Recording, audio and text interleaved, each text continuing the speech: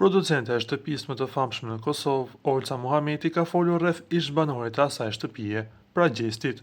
Teksa ishte e ftuar në një emision, ajo shpreh se Gjesti nuk mund ta fitojë shtëpinë më të famshme në Shqipëri për disa arsye.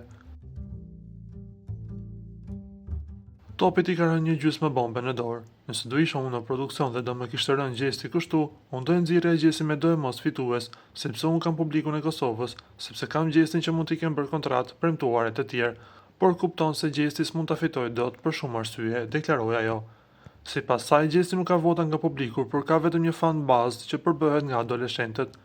Unë e njoh shumë mirë Gjestin, nëse tjerët nuk e njoh, Gjestin e njoh sepse kanë pasur produkt timin. Ne e nxorrëm dhe në këtë pikë bashkuar dhe votat, produksioni mund, unë nuk e di këdo, por Gjesti nuk ka vota. Mund të ketë një bazë fansash adoleshentësh, por edhe ata nuk janë agresiv.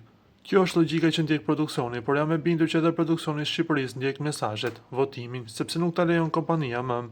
Ai nuk të kërkon se sa mesazhe kanë ardhur, por të kërkon kodin tek i cili nuk mundesha të hyja ose unë dhe i shikon vetë. Bigu i Kosovës dhe Shqipërisë nuk mund të bëjë gjëra sipas kokës së tij, por mund të lëviz vetëm gjëra shumë të vogla, deklaroi ajo, duke zbuluar një arsye sepse Gjesti nuk mund ta fitojë shtëpinë më të famshme në Shqipëri. Lutem klikoni tek butoni subscribe për të marrë të rejat më të fundit nga Showbizi shqiptar.